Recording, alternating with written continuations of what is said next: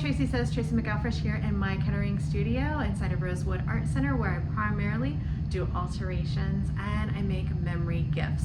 And I have a new product coming out this week. I'm excited to share it with you, but I'm not going to do today. You're gonna have to look at my Tracy Says Instagram or Tracy Sewing Studio on Facebook and check that out. So I'm a little crazy. I'm getting ready to go on vacation and I'm scheduling all my posts for while I'm gone.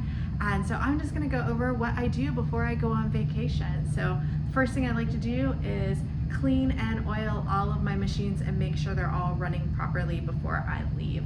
So I know people say, oh, you don't have to oil machines anymore. That is not exactly true. Just like putting regular water in your iron is going to clog it up with hard sediment. Like the sooner that breaks, the sooner you have to buy another one, and they're really happy about that.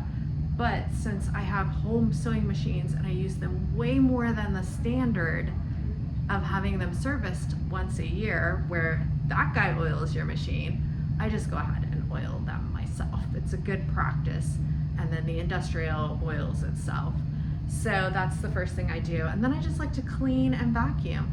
A big thing is getting the customers' work done before I leave. But the even bigger thing is getting them to come back and pick up all their stuff and pay without a lot of communication going back and forth. So I'm waiting on one guy. He'll be here at 3, and I did a lot to his pants, and I'm really worried that if they're not perfect, I'm gonna be here until 6, or am I gonna leave at 3 after he leaves?